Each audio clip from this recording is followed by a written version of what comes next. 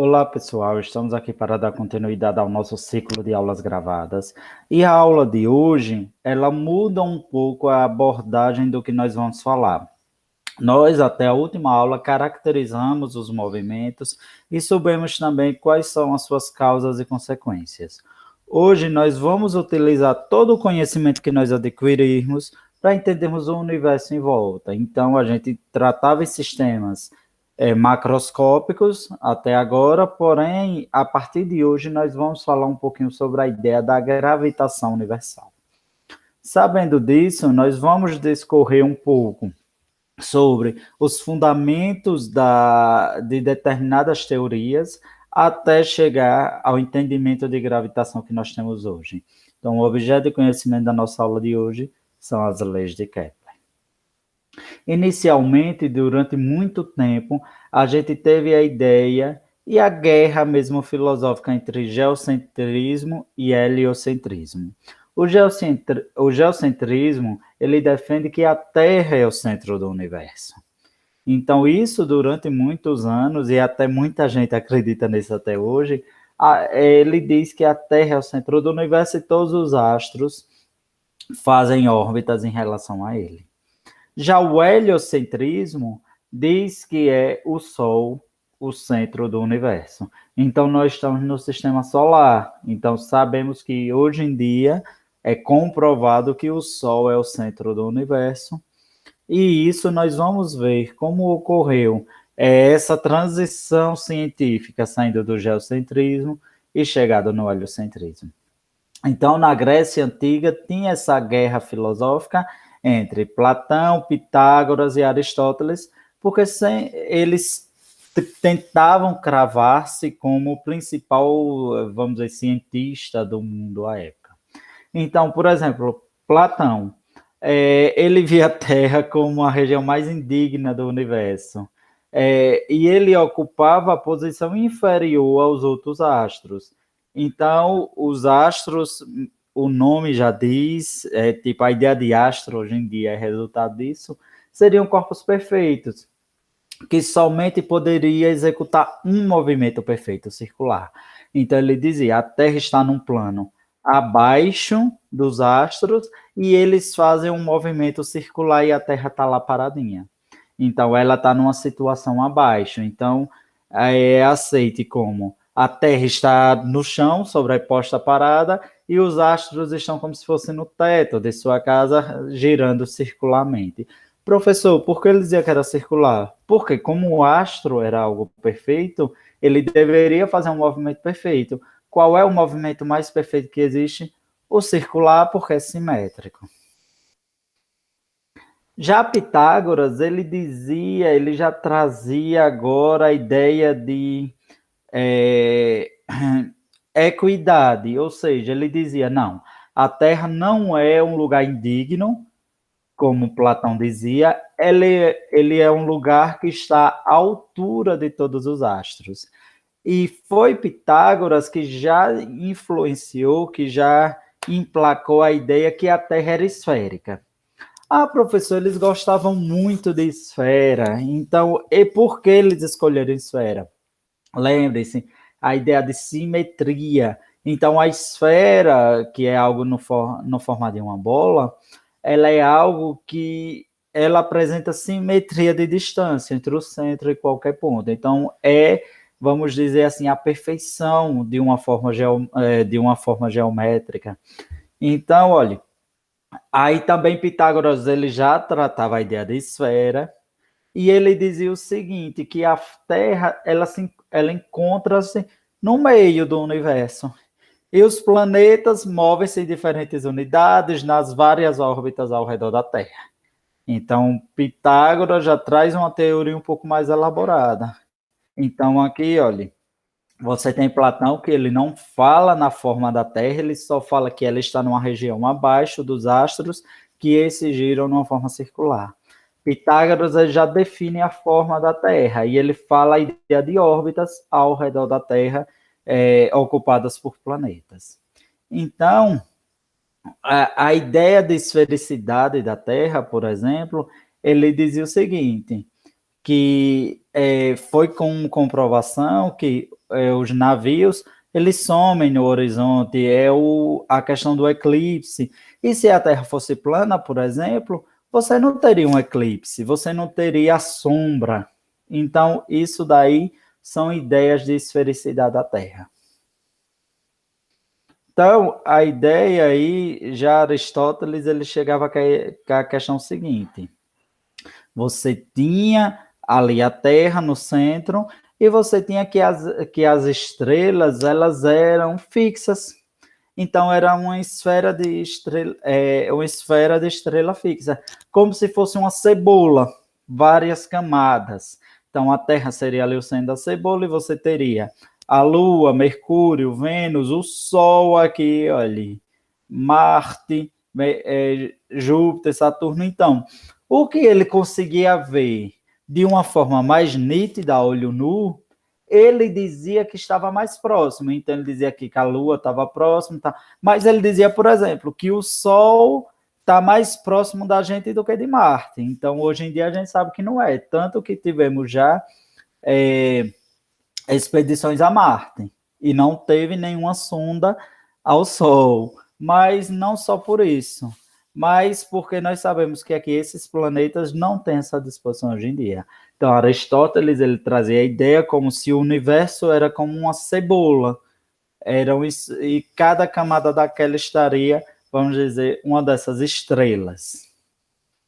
Até que chegou esse cara ali, que ele foi o grande ele deu grande boom, vamos dizer assim, na ideia da astronomia. Ptolomeu, ele lançou esse livro Almagesto, que esse Almagesto, digamos assim, é uma bíblia para a astronomia, assim como a bíblia para o catolicismo. Então ele é tipo o fundamento, a modernidade da astronomia ocorreu com o Ptolomeu. Então ele já trazia, ele foi o primeiro cara que começou a ter dados obtidos. Ele fazia medidas de tempo, ele fazia medidas de tamanho, de espaço. Ele tentava provar matematicamente, não só via observação. Ele começava a fazer dados, começou a criar fórmulas. E isso tudo ele foi registrando. Então, ele foi um dos grandes caras que teve um trabalho mais consistente. E ele consolidou o geocentrismo. Ele disse: não, é geocêntrico através da ideia de epiciclos. Então, aqui, olha, você tem aqui a Terra aqui no centro e todo mundo está girando ao redor dela, cada um em um ciclo diferente, e você visualiza cada um em um determinado intervalo de tempo, porque eles estão a uma determinada distância e cada um tem sua velocidade. Então, Ptolomeu foi o último dos grandes sábios gregos e ele sintetizou o trabalho de todo mundo no livro. Ele meio que foi fazendo um resumão e já readaptando. E ele desenvolveu um sistema que durou 14 séculos. Então, olha, ele lançou aí no século II e veio até o século XVI, quando a gente teve as mudanças Galileu Galilei. Então, olha, grande parte do mundo aceitou esse formato aí, onde você tinha a ideia do epiciclo, que é bem próxima da de Aristóteles, é bem próxima da de Platão, pela ideia da ideia do geocentrismo. Aí você tem a ideia de Pitágoras, que estão se movendo lá. Então, Ptolomeu disse o seguinte: realmente, eles se movem. E eles se movem em formas aí de epiciclos, ou seja, de ciclos todos com o mesmo centro, onde o centro é a Terra. Então, ele traz muito, principalmente do trabalho lá de Platão e do trabalho de Aristóteles nos seus fundamentos. Então, a ideia é o seguinte, olha, o geocentrismo em epiciclo era isso. Você tinha aqui, a Terra estava aqui e a Lua girava ao torno dela. Então, você tinha aqui. Em outra órbita, você tinha que Vênus estava girando aqui e o Sol era fixo. Ele tinha seu próprio epicentro, que ele ia girar de uma forma que não era igual aos outros, então por isso que o Sol era sempre visto como onipotente ali. E você tinha Marte que girava. Então a ideia do epiciclo é o seguinte: é como se você fosse andando em círculo e começasse a girar nessa andança. Então você iria fazer aquela ideia de espirais. Então o epicentro é esse. Então, olha, o geocentrismo, você tem a Terra como centro e você tem que esses carinhas aqui estão ao redor da Terra e eles não fazem só um movimento de rotação, eles também fazem uma translação durante isso. É como se fosse uma dupla rotação. Eles estão rodando e girando. Então é como se você andasse em círculo, girando. A ideia do epiciclo é isso. Então, aí veio esse cara aí já no século XVI, que foi o Nicolau Copérnico. Ele lançou também um livro, mas esse livro de Nicolau Copérnico, ele vinha desdizendo grande parte lá do trabalho de Ptolomeu. Então, Copérnico, ele foi um dos primeiros, e eu acho que mais o que mais incidiu na ideia, onde você tinha um sistema heliocêntrico, o Sol é o centro do universo. Então, mas ele também trazia, olha, o centro do universo é perto do Sol, não é o Sol. O Sol está localizado no centro. Lá nas ideias de antes, eles diziam que era a Terra. A Terra, aquele como um todo, era o centro do universo. Ele já dizia, Nicolau Copérnico, ele já dizia o seguinte: olha, nós temos órbitas circulares, o Sol é um sistema, ele está lá próximo do centro do universo. Então, isso já foi uma grande mudança, porque imagina, você tem uma teoria de 14 séculos e ser mudada assim por o trabalho dele. Então, ficou aquela guerra. Sim, mas para eu ter uma teoria, eu tenho de comprovar que o outro não está correto para eu emplacar a minha. Porque não são teorias que poderiam andar paralela. Ou a Terra seria heliocêntrica ou seria geocêntrica. Então, começou o trabalho de Ptolomeu, foi meio de desdizer o trabalho de Copérnico. Ou, na verdade, seria vice-versa, ou seja, Copérnico, ele utilizou de toda a fundamentação, de toda a ideia, de toda a necessidade de comprovação científica para dizer, olha, é um sistema heliocêntrico. Então você tem aí, vamos mostrar agora a diferença entre Ptolomeu e Copérnico na sua definição de visão de universo. Então lembre-se, Ptolomeu, geocêntrico, Copérnico, heliocêntrico. Então Ptolomeu dizia o seguinte: ventos, nuvens e projéteis sempre sopram para o oeste. Então, já Copérnico dizia o seguinte: a Terra arrasta um envoltório atmosférico, ou seja, a Terra que vai meio que dizer, ali é um sistema dele. Então, vai depender da região que você está, vai depender do ponto de vista, vai depender da forma de medida. A velocidade de rotação estalhaçaria a Terra, ou seja, a Terra está parada, segundo Ptolomeu. A esfera celeste giraria com uma velocidade maior. Por isso, era aquela ideia de velocidade relativa. Eu estou girando mais rápido e o cara lá está girando devagar, é como se ele estivesse parado. Mas como eu estou nesse referencial, quem está em movimento é ele, nenhum movimento quieto. Então, olha, tá vendo? É bem diferente as teorias. Então, velocidade de rotação estelhaçaria, o outro diz que a esfera celeste giraria com velocidade maior. Então, olha, a velocidade lá de toda a esfera dos céus é maior do que a da Terra, por isso que eu vejo a movimentação. É o geocentrismo, Copérnico defende o heliocentrismo. Então, olha, no geocentrismo, o homem é o objetivo da criação, ou seja, olha, eu fui criado, você foi criado para ocupar essa divindade aí, que é o centro do universo. Você tem o poder de estar no centro do universo, homem. Esse é a defesa lá do geocentrismo do ponto de vista de criação. Já no heliocentrismo diz, não, o homem é só uma peça nesse sistema aí tão grande. Deus é o centro do universo. Olha, no geocentrismo defende que o homem é o objetivo da criação, foi tudo feito para o homem, e isso casa muito bem com a ideia de fundamentação, digamos assim, da, do porquê ter criado a ideia do criacionismo, que todo o universo foi criado para o homem. Já o heliocentrismo diz, não, Deus é o centro do universo e o homem aqui, que aqui ocupa, só é parte de um grande universo. Eu acho que é por isso que talvez tenha uma grande guerra aqui, dessa ideia de vidas em outros planetas, para comprovar, né? Então, Ptolomeu considerava as esferas como centro deslocados da Terra. Ou seja, o horizonte ali nunca vai mudar. Você tem que vamos dizer, você tem que todo mundo sempre vai estar naquela posição. Copérnico usou o mesmo argumento e ele dizia o seguinte: isso essa ideia da distância só é possível se a Terra não for sendo o universo, porque não é possível que ela seja o centro e ela mantenha a mesma distância com vários corpos em movimento sempre. Então, ela não deve estar no centro, ela deve também estar em movimento. Então, outro cara que chegou também e vinha fazendo um trabalho paralelo foi esse aí, Tycho Brahe.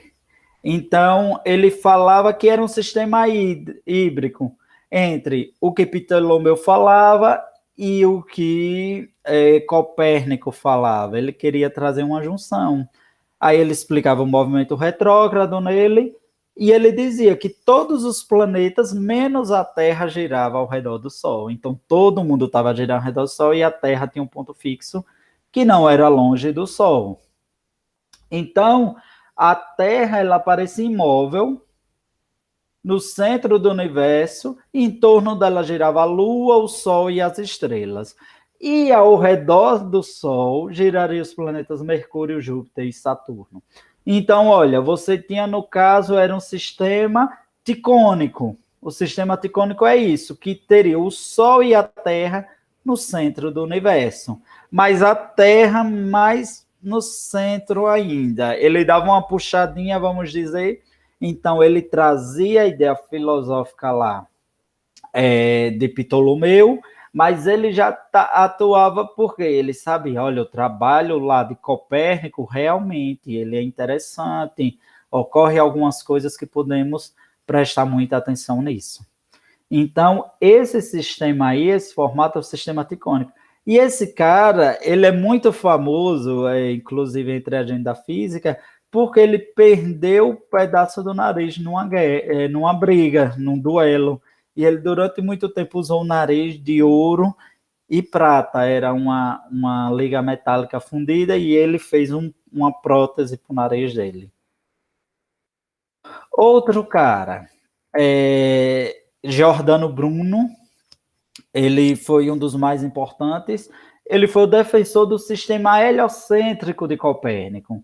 Aí, por isso, ele foi acusado de heresia, julgado por Inquisição, por se opor às ideias de Aristóteles, porque Aristóteles era o grande querido, vamos dizer assim, da Igreja Católica, e com isso ele foi queimado na fogueira. Então, Giordano Bruno, ele defendia a principal ideia de Giordano Bruno, ele não teve nenhuma criação da questão, digamos assim, do heliocentrismo ou do geocentrismo. Ele defendia. Então, como ele era uma figura de posses na época, era uma pessoa muito influente, a divulgação que ele fazia, ele era tipo um influencer da época. Então, por isso ele foi julgado por heresia e jogado na fogueira santa. E tem essa frase que as últimas palavras dele em vida, morro como mártir por minha própria vontade. Então ele dizia, eu morro, mas eu não aceito mudar minha opinião.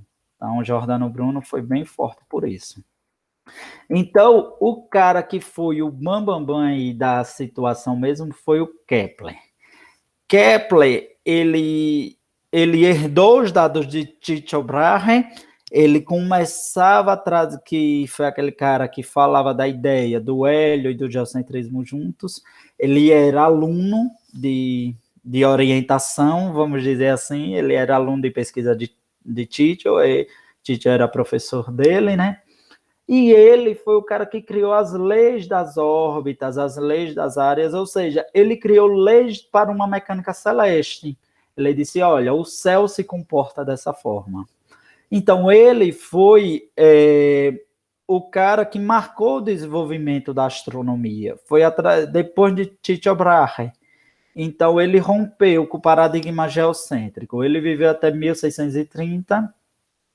E aqui um grande conhecido de vocês, olha, que é o Galileu Galilei, que eles são bem contemporâneos. Galileu viveu mais do que ele, nasceu um pouquinho antes. Mas a contribuição de Galileu, só lembrando, pessoal, Kepler foi o cara que disse o seguinte: não tem nada geocêntrico. O universo é heliocêntrico e eu posso provar. E ele prova, ele cria leis, e é isso que a gente vai trazer na próxima aula. E por último, mas não menos importante, um velho conhecido da gente, Galileu Galilei.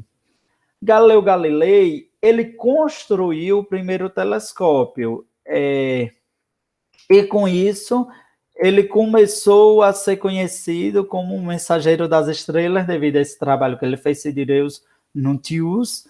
E a ideia é o seguinte: ele já trazia o heliocentrismo forte, ele foi condenado pela igreja e ele foi o pai da ciência moderna. Então, olha, essa ideia aqui. O outro lá, ele rompia com o paradigma do geocentrismo. Esse daqui, ele defendeu o heliocentrismo. Ah, professor, é a mesma coisa? Não. Aquele lá dizia: olha, a Terra não é o centro do universo. Eu tenho lá que a Terra está em determinada posição. Ele não falou muito da ideia de centro do universo, porque ele não dava a ideia de centralidade, como a gente vai ver lá nos trabalhos dele. Ele dava a ideia de posições, de relação e movimentos. Ele estava mais... Ele não queria saber da posição, ele queria mais saber do movimento dos celestes. E Galileu, ele foi condenado pela igreja e ele foi o heliocentrismo. Então, ele é considerado o pai da ciência moderna. Por quê? Devido à construção desse primeiro telescópio. Ah, professor, mas como ele pensou no telescópio? Então, o telescópio, o primeiro trabalho de Galileu antes do telescópio foi a luneta de Galileu Galilei, que é uma das coisas mais importantes que nós temos aí.